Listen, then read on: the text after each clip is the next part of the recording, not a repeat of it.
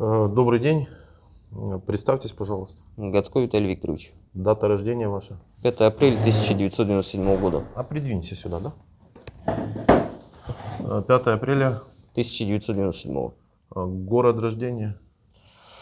Тульская область, Богородицкий район, поселок Товарковский. Тульские пироги, да, и самовары? Ну, можно и так сказать. Угу.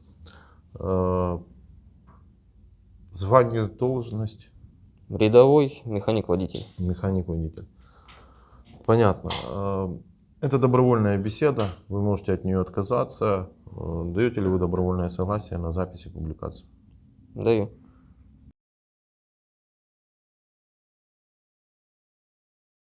Почему вы не отказываетесь? Ну, чтобы узнали. Родные, близкие, друзья. Что вы в плену? Да. Понял, это откровенная, ну это правильная позиция, наверное. Я бы так, наверное, делал бы. Вы контрактник? Короткосрочник. Короткосрочник. Да. Вы когда отслужили срочку? 2015-2016. Кем вы были? Механик-водитель тоже. Механик-водитель. А сейчас вы подписали короткосрочный контракт. Ну, добровольно-принудительно, скажем так. Расскажите, что такое добровольно-принудительно. Ну, вызвали в военкомат повестки. Это когда было? В мае. В мае месяце вам пришла повестка. Да. И что в ней было написано? Явиться в такое-то время в военкомат. Для чего? У вас же нет мобилизации, вы уже отслужили. Отдали долг. А кого это там волнует-то? Отдавал я долг или не отдавал? Ну, пришли вы в военкомат, что вам говорят? Ну, так и так, контракт подписываете. Или там могут посадить на какое-то время. За что вас посадить можно? Ну, то есть вы приходите в военкомат, вы с офицером разговаривали? Да. А с кем? Полковник, что ли? Подполковник? Ну, это, наверное, главный в военкомате, командир, Получается. комиссар. Ну, наверное. И что он вам говорит? Вот контракт. Надо, ну, перескажите, как это было. Нам реально интересно, потому что у вас мобилизации нет, но она, походу, есть. Она, походу, не добровольная, потому что, я так понимаю, угрожают тюрьмой. Бывают такие случаи, да, угрожают. Так расскажите, как это? Вот тут стоит подполковник, вы стоите там в шортах, в гражданке там. Ну, да. И он говорит, что? Ну, сперва объясняет это. То, что там, какой оклад, ветеранка, про вот это вот. А что, какой оклад? Ну, 120-150 где-то такой. 120-150. А что такое ветеранка? Ну, типа ветеран боевых действий, что-то вроде этого. И что это дает? Льготы какие-то, я сам точно не знаю. Я чуть-чуть повыше перецеплю, потому что вы говорите не громко, чтобы потом не добавлять там. Оклад 120, ветеранка и что еще? Все. Все, хорошо. И что вы говорите ему? Ну, я поначалу сказал, подумай, а потом мне уже начали говорить то, что могут посадить. Вот это. Говорите. Я пожалуйста. 10 дней походил, ну, подумал, А сидеть неохота. долго беседа была с ним? Блин, час, наверное. Час? Ну, где-то так. Ну, может, меньше. Я Так расскажите хоть там 2 минуты, про что была беседа. Вы сказали только 2 пункта, ветеранка и зарплата. Что он рассказывал? Ну, плюсы вот эти вот, контракты вот эти вот, в принципе. И А всё. какие плюсы в контракте? Ну, какие там плюсы? А контракт дали пример? Почитать? Нет, мы его в Туль подписывали, отвозили. Ага. Вы послушали, сказали, я подумаю, и пошли. Ну, я побегал 10 дней. Сидеть тоже неохота, сами понимаете. Побегал? Что значит побегал? Ну, от военкомата. скажем так. Поскрывались? Ну, что-то вроде того. Прикольно. Плохо, что не добегали. А зачем надо было бегать? Да кто их знает, что у них в голове там. Если уже начали этим угрожать-то. А он вам сказал, что если не подпишешь, то что будет? Могут посадить. Могут посадить. Это, ну, побегали 10 дней и... Ну, сидеть, естественно, неохота. Ну, пошел в военкомат. А Отвезли. звонили все это время? Да. Ну, Часто? ну, по 2 раза в день где-то так вот бывало. И что, кто звонит и что говорят? Но я не отвечал на эти звонки. Ну, А, понятно, что был в военкомат. ну типа незнакомые номера, Да. а на 10-й день пришел сам. Да. И что, приходишь ты, и что ты говоришь? Ну, поскольку сидеть неохота, давайте подпишу там самый минимальный контракт, какой есть. 3 месяца. 3 месяца. И что дальше? Отправили в часть. В В итоге. Тулу. Нет, не в Тулу уже. Это уже в Москву, Таманскую дивизию.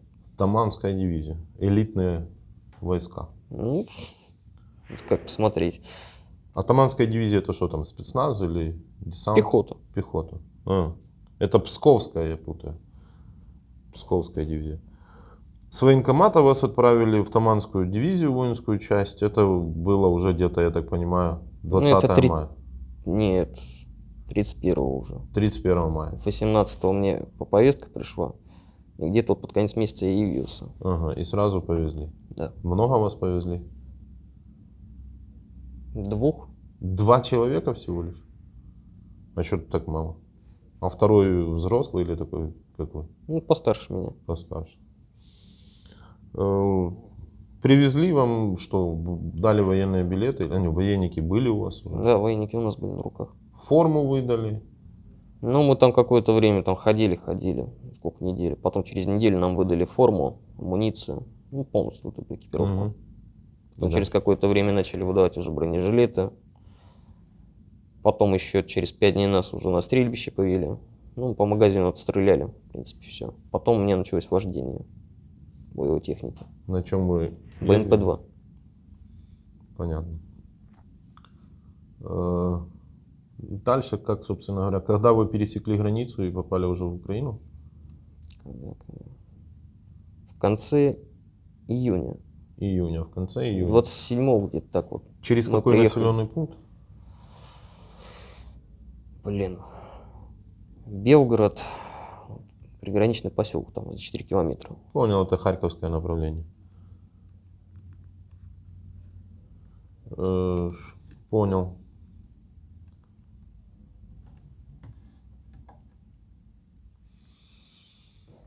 Дальше, собственно говоря, что происходило? Как вы разместились и что и чего? Ну, нас вывезли в сторону Изюма. Там как бы тут лес был и песок. И какой-то то ли поселок, то ли еще что-то там рядом. Я так и не помню, там церковь была большая такая. Ну, сколько мы там просидели? Недели 2 где-то. Потом нас согнали в Урал, посадили в Урал и Мгм. отвезли в эту Дмитровку. Ну, не Дмитровка, а как она? Копанки. Копанка. Да. И там что было? Ну, там тоже разместились, сидели все это время. 2 месяца. Чем вы питались? Ну, поначалу горячее питание подвозили, а потом водители испугались туда на передок ездить. Как это водители могли испугаться? Они же... Ну, они сказали, у вас там стреляет, мы не поедем. Это военные ваши? Да. А как они так могут? Типа, а люди с голода пусть? Сами ходили. Вы ходили сами? В Копанку ходили сами за сухпайками уже в итоге. А это далеко это? Ну, Копанка это блиндаж, Ну, это типа Это деревня, деревня. да. Ну, где-то вот 2 или 3 километра до деревни Мгм. от передка. Понял. Спуститься, подняться. Вы типа с передка, с окоп ходили в деревню и набирали Воду, воду. сухпайки нам. А водители до этого привозили прямо на передовую, да? Ну, почти на передовой. Там, Ну-ка. может, полкилометра где-то до передовой. Выгружали все. А что командир им сказал за то, что не отказались? Командиры ничего не сказали. Так людей же кормить надо. Мне кажется, их это особо не волновало. Я был на передке, я сам толком ничего об этом не знаю. А на передке с вами офицеры были? Да, были. А кто был? Лейтенант. Лейтенанты? Младше тебя? Да, командир роты был младше меня где-то год на 2. 2-3 года. Опытный боец? Нет. Что вы между собой разговаривали? Ни о чем, в принципе. Как бы не помереть бы. Не помереть бы? Ну, вы же между собой вот там добыли еды. Кстати, как вы оцениваете логистику и уровень обеспечения войск Российской Федерации? Не Второй очень. армии мира. Не очень.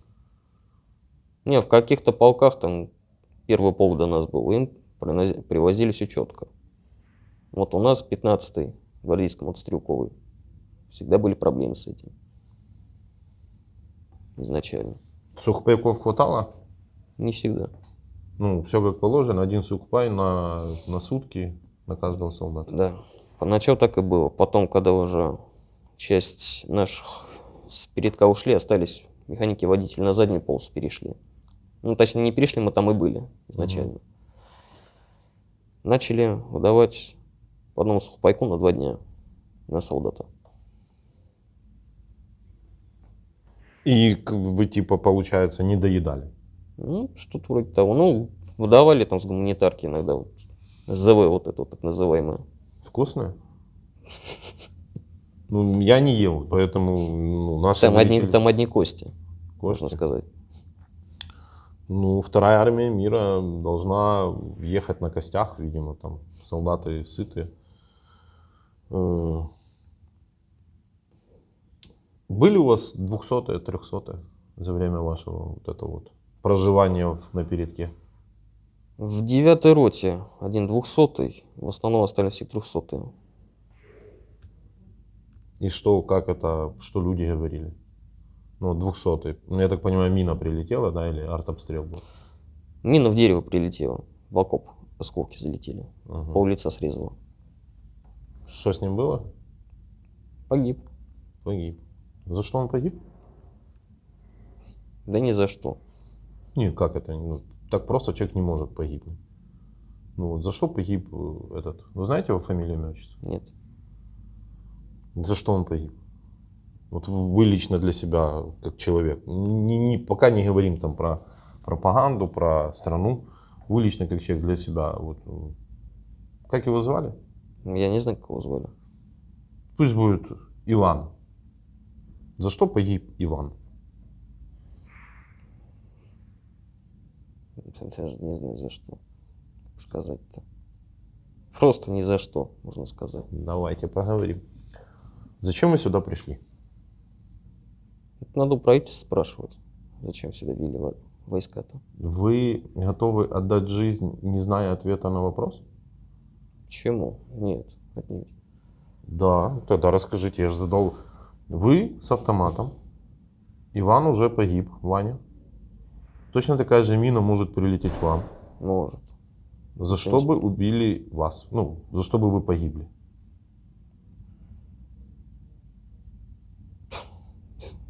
Я даже не знаю, за что. Еще проще. Ваша мама сейчас где? Дома должна быть. Ей приносят извещение. Ваш сын погиб. Убираем всю эту туфту про героически сражаясь, всю херню. Ваш сын погиб. Что ваша мама должна для себя ответить? За что погиб ее сын?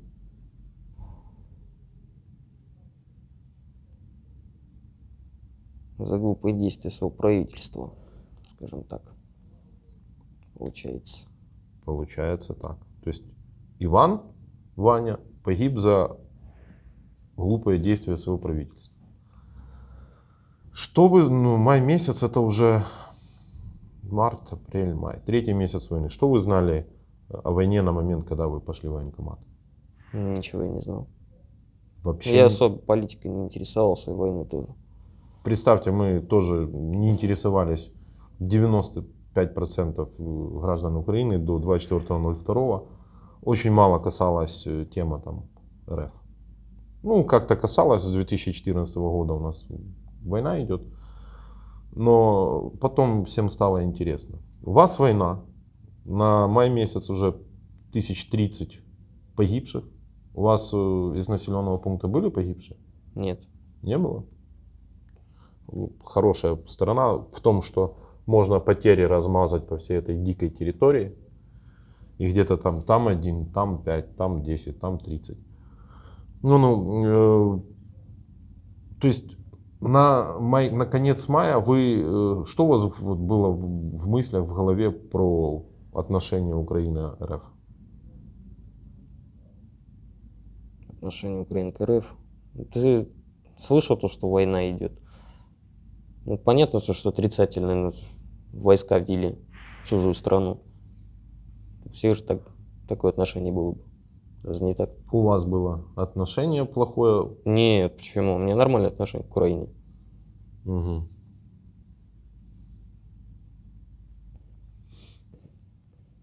И вы осуждали действия РФ? Ну, не прямо осуждал. Задавался Ну, если вопросом, норм- зачем нужно Зачем? это. И все равно в этом участвовали? Ну, получается так, все равно поучаствовал. Где логика? Сидеть не хотелось. Сидеть не хотелось. А были те, кто сидел? Кого посадили? Вы пробовали ответить на этот вопрос? А что действительно будет? Разобраться в законах.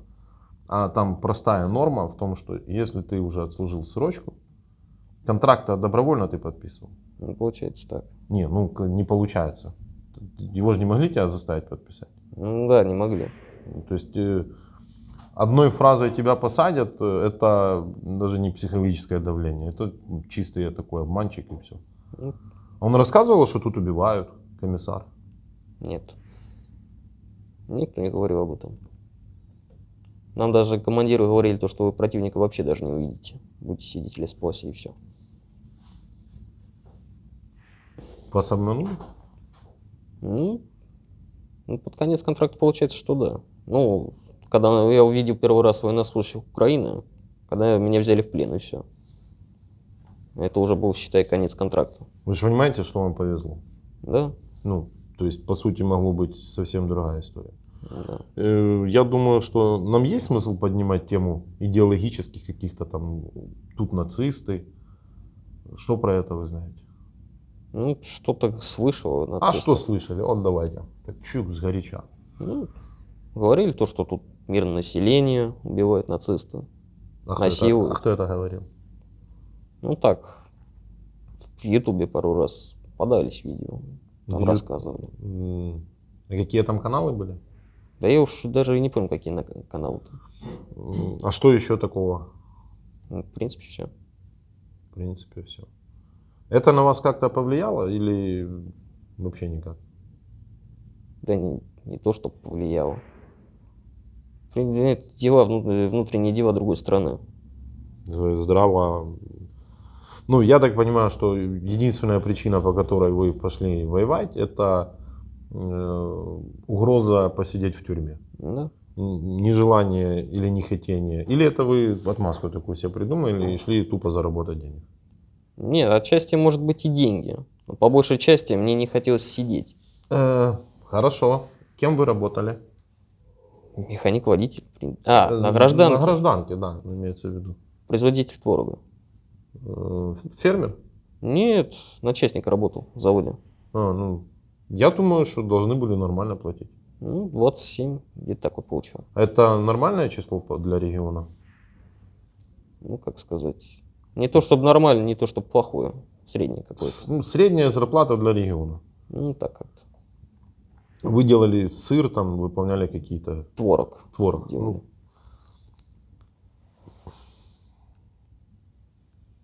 а тут предложили 120. И математика сработала в голове. Потусуюсь 3 месяца, 3 на 120, 360. В противном случае мне бы эту сумму заработать за больше, чем год. Да Правильно? деньги-то можно заработать и на гражданке. Тебе сидеть неохота. Ну, Это сидеть ж- неохота, да. Это, считай, все сразу перечеркнется. Со сроком-то трудно устроиться на работу куда-либо. Плохо, что вы не пробовали ответить и там задать вопрос любому юристу или даже погуглить 2 минуты. Что будет за отказ в подписании контракта? Ничего не будет. Ну, вы добровольно это сделали. И вы добровольно пошли воевать. И вас не убили, взяли в плен. Да. Что нам, журналистам, как нам донести до вас, до людей, которых банальными какими-то страшилками запугивают, и вы идете? Ну, фельдшер, который был до этого 55 лет, он в принципе стоит, ну, ему дали автомат, обманули во всем. Как это называется? Как у вас в стране это работает? Почему так? Ну, вы поняли, о ком я говорю. Ну, про нашего фельдшера. Да, который... Он сам еле ходит, его отправили воевать. Обманывают по-черному. Что могу Обманывают по-черному.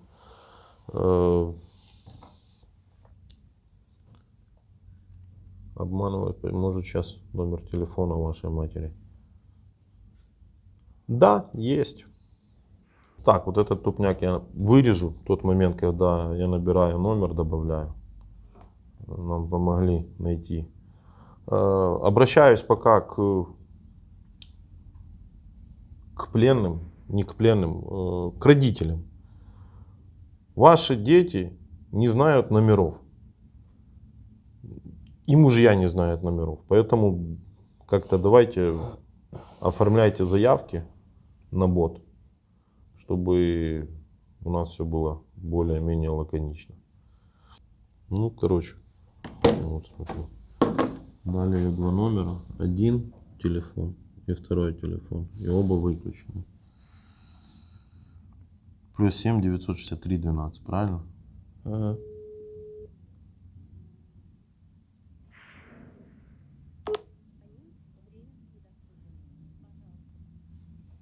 И второй.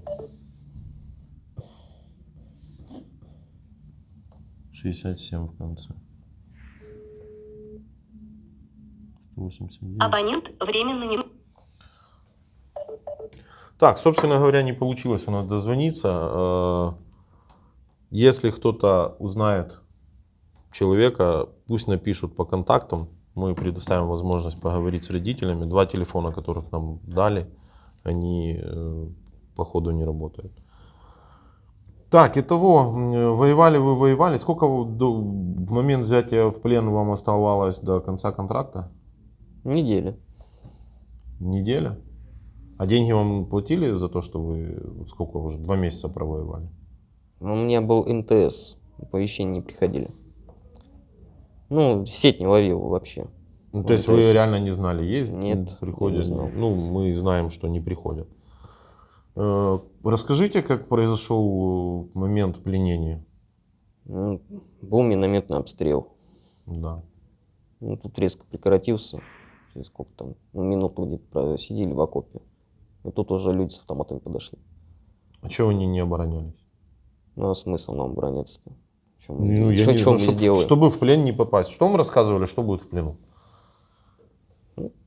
Пытать будут? Пытать будут? Да. Вас пытали? Нет. Почему? Ну, а кто вам, кстати, это рассказывал? Офицеры. Ваши офицеры? Да. А они были в плену? Откуда они знают, что будет в плену? Да кто их знает? Нам говорят, что то, что за что купил, за то и продаю. Понял. Ну, вы в окопе сидите, и дальше что происходит? Подошли люди с автоматами, выстрелили в окоп. Обороняться-то смысл. У нас 2 автомата в окопе, по одному рожку. А почему ничего только больше. один магазин? Не, по одному рожку на автомата. А, 2 рожка, короче, в общем, получалось. и все, БК больше нету? Не понял. А как? У каждого 4 магазина. Один в этом и 3 тут. У нас очень ушлый батальон был на границе. Все магазины расхватали, а остальным сколько досталось, получается. Вы хотите сказать, что вы сидели на передке в окопе с одним магазином с 30 патронами? Да? Так бой закончится, не начавшись. Да я знаю, что не начавшись. Так Ну, нам и говорили то, что противника не увидим. А командиры, что вам не могли выдать БК там? Командиры все 300-е ушли. Как их затрехсотили? Ну, одного под минометным, нашего взводника, получается. Лейтенант. Да, лейтенант. Да. Получается, он выбежал за окопом, ему Это в по этот голове. день? Нет, это еще за сколько? Ну, может, недели за 2 до этого момента. За 2 недели? За 2 или за 3 недели, где-то так. Я не помню уж точно. Ну, неважно, за 2 недели. Разорвался снаряд, ему посеку голову. Ну, кожу снял. Ну, его Его- забрали, увезли, 300-й. Да. И что, вы 2 недели без офицера были? У нас только старший сержант сам оставался, сам главный, и все. У нас больше не было офицеров. Ну, комбат, начальник штаба, которые в деревне постоянно сидели. Еще раз, чтобы я понял для себя. Личный состав, роты, правильно? Сколько человек было? Но мы не в роте, мы отдельно механики стояли. А, механики отдельно стояли. Да. А что вы вообще механики на передке делают? Ну и впереди стояли войска. Когда там лесополосу разбомбили командира ихнего раннего, они отошли назад. А вы с машинами стояли? Да. Угу. Ну и получается, что у вас 2 недели не было командования? Офицеров? Да. А как воевать?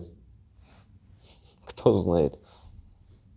А если что-то надо делать там в атаку, не в атаку?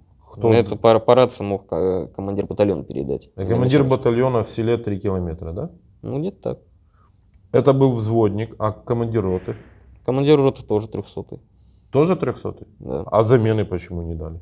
Я не знаю, почему замен не было. Вот он у нас оставался замкомандира взвода. Сержант или старший сержант. Звание не помню уже. Все. И он вами рулил? Нет. Ну, он моложе меня, ему сколько, 20 лет было. Ну, Сержант? Тогда вообще, короче, понеслась. Это выглядит вообще как какая-то туристическая херня. Командиров нет, Нет. со жрачкой проблема, Угу. команды отдать некому, вас обстреливают, вы не знаете, что делать. Ну, единственное, что начальник штаба говорил, окапывайтесь глубже и сидите, все. И быка у вас нету. Нет. А в Ну, деревне то, что на был? машинах, и все. А в деревне быка было? А вот это вот не знаю. И это Харьковская область. Ну да, Харьковская область. Я даже не знаю, какая это область-то. У меня Сказали, есть... что Харьковское направление. У меня есть ответ, почему они все позорно бежали. Потому что им тупо нечем было воевать, и нету командиров, нету офицеров. Вы знаете, да, что всю Харьковскую область освободили? Ну, 108 рассказывали. машин за 3 дня вы нам поленд-лизили. Подогнали 108 машин. Бросили просто технику. Понятно. Ну, я могу показать эти видео, как наши заходят и просто стоит целая парковка танков, там каких-то БТРов. Ну, чтобы... Я покажу, чтобы ты понимал, как это происходит, чтобы было интересно подумать. Тут будет обрезка пока еще. У нас просто ролики как есть, без нарезки. Вот все типа час, чтобы потом нам не предъявили, что мы какой-то факт обрезали, умолчали, неудобный.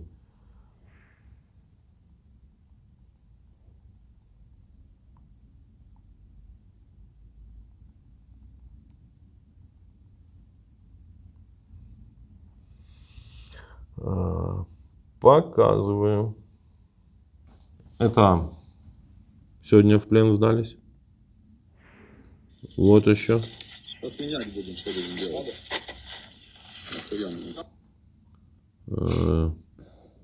Вот уже так выглядит Харьков. Харьковская область. Угу. То есть было вот так вот. Вот это все синенькое, это то, что за 3 дня. То, что освободили. Да. Это, короче. Сейчас найду. Видео. Ну, вот так вот быка, короче, ваши бросают. Короче, я походу на... Все склады, все было брошено. Так. Пришел он в ленд-лиз, откуда не ждали.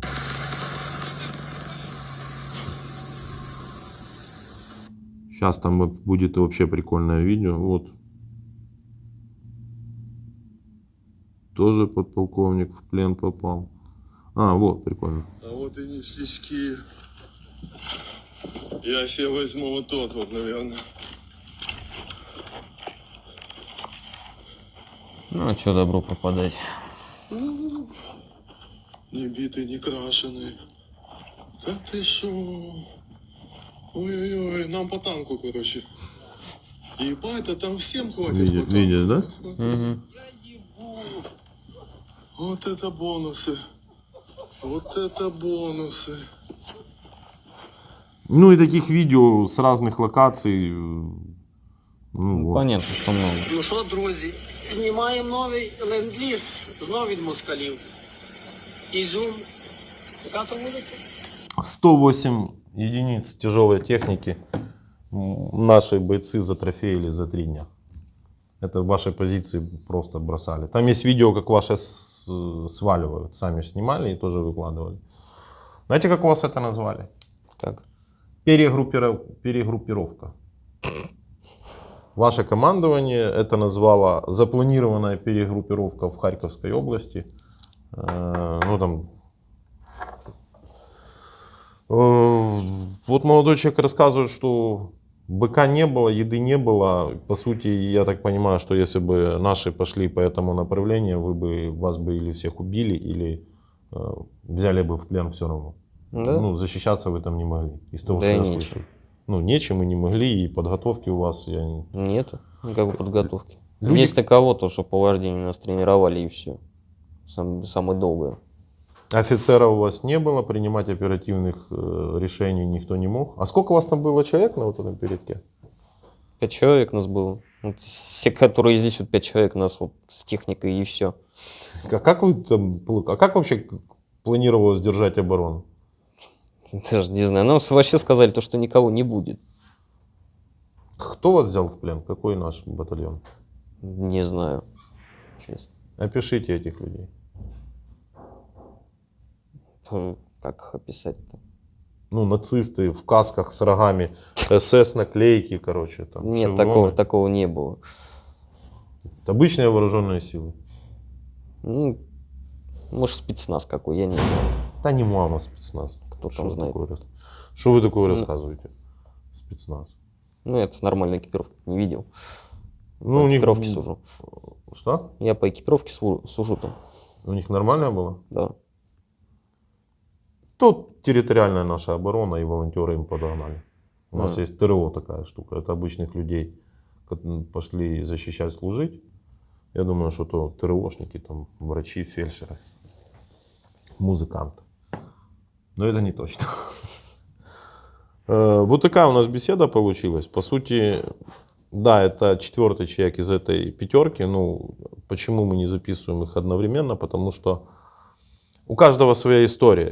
И история прикольна тем, как их, я назову это, нанимают. Потому что вы наемник, вы же понимаете. Ну, Ну, то есть получается так, да. можно какими-то там красивыми словами обозвать контракт, но это в чистом виде наемник, который пошел в другую страну убивать людей. Опасаясь, себе он объяснил это тем, что он не хочет сидеть в тюрьме. То есть жизнь, быть убитым или убить кого-то, человек, не разобравшись, ну, сделал так. Вы оккупант? Забыл спросить. Нет. Не оккупант. Ну, мне не нужна же земля. В принципе. Хорошо, вы не оккупант. А кто вы? Без высокопарных, заблудший сын, не подумавший боец. Ну, грубо говоря, мясо. Мясо. Ну, то, что вас не подготовили, это просто вопрос. То есть, если бы вас подготовили, вы были бы не мясом. Да, Экипировал- но это все равно был бы мясо. Живая сила-то. Смотрите, этот пример уже надо новый какой-то придумать, потому что зрителей, наверное, уже достал. Но всем интересны ответы. Когда началась Вторая мировая война? В 41 году. 41 год, хорошо, пусть будет 41. Там есть мнение, что в 39-м, но у вас оно началось в 41-м. Ну, как у нас в учебниках по истории было Да, написано. да. Что произошло в 41 году? Ну, ну, по учебникам истории нацистская Германия Да. пересекла границу Да. Советского Союза. Угу. Начались боевые действия. Вторглась на территорию СССР. Да. Правильная формулировка. Ну, вы ее только что сказали. Как наши деды и мы называем их, вторгшихся в 41 году? Оккупант. О, хорошо. Что произошло 24 февраля 2022 года? Вторжение российских войск на территорию Украины. Как мы должны называть вас? Ну, так и получается, что оккупанты. Давайте Я еще раз задам вопрос. Вы оккупант? Я пришел не за землей. Поймите. Вы конкретно пришли убивать украинских людей. И оправдываете себя. Ну, у вас был автомат? Да, был. У вас штампик в паспорте был, что вы официально законно пересекли границу с Украиной? Нет. Что вы делали на территории Украины, независимого государства? Украина независимое государство? Да. Что вы делали в военной форме с гранатой и автоматом на территории Украины? Что я делал? Сидел в окопе. Что я... Ну, Сидел ничего я в не окопе, делал. хорошо. Толком-то.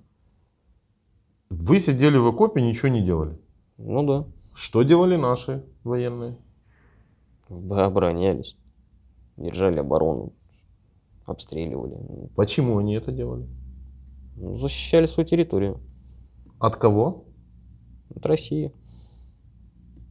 А солдаты России кто? Получается, оккупанты. Ну, то есть вы можете 100 раз использовать слово «я пришел не за землей», вы пришли в составе. Вы еще таких, как вы, мы уже поговорили с 4 сотнями, и таких уже 53 тысячи закопано. То есть вы конкретно убежали от тюрьмы. Ну, ну, так оно и есть, да. Но знаете, вы оккупант. Ну, пусть вам тяжело это, возможно, осознать, но Пусть оккупант. у вас будет время над этим подумать. Пойдем в город? Зачем мне туда, в город-то? Вы освободитель. Мы вас одеваем в вашу форму. Она есть. И мы вас отпускаем. Нет. Вы чего-то боитесь? Да я побаиваюсь, конечно. А чего? А что вы боитесь? Вы воин Великой Второй армии. Это, ну, не прикол, мы действительно долго и нудно согласовывали это. Есть возможность вас переодеть в вашу форму и отпустить. Вам выдадут деньги, вы за них распишетесь, напишите, что претензий не имеете. Ну, это как бы государственные деньги. Вас отпустят. Вас вывезут туда, куда вы скажете на карте. Там не будет военных и полиции, потому что они вас вернут просто назад. Там будет просто гражданский. У вас будет возможность там, сесть в такси, на поезд и поехать в вашем направлении. Сижу уж дальше. Спасибо. Кто знает. Почему-то никто не соглашается. Мы реально 3 месяца выпрашивали, согласовывали, выпросили, согласовали и на тебе. Еще у вас говорят, что тут русский язык притесняет во всей Ирашке. Ну, что-то слыхал такое, да. Ну, конечно, слыхали. За последнюю неделю на украинском языке много с вами людей разговаривал? Нет. Вообще украинский язык не слышал. А как так получается, что у вас рассказывают про то, что здесь проблема с русским языком, кого-то притесняют, а мы с вами и все остальные люди, которые с вами находятся, там, охраняют вас, на каком они языке разговаривают? На русском. Как это можно уложить в концепцию притеснения русского языка? Не знаю, честно. Или специально все выучили русский язык, я в том числе? Да специально-то навряд ли. Я Скорее это всего, говорю вы для так и того, знали. чтобы вы подумали над тем, что вам там вливают в уши, чтобы зрители из Великой на болотах тоже подумали. Как бы все. Есть что-то добавить, со мной подискутировать? Может, я неправильно там говорю, оккупант, не оккупант? Что я могу сказать-то единственное? Не идите на войну. Единственное, что я могу сказать я своим землякам. Почему им не идти? А зачем? Может, кто-то, как вы, побоится в тюрьму сесть? Да вот что ж, наверное, сидеть, чем сдохнуть. Вот я сейчас к такому мнению пришел, пока сидел. К такому мнению пришли. Я надеюсь, кто-то услышит, и кто-то услышит и поймет. Спасибо.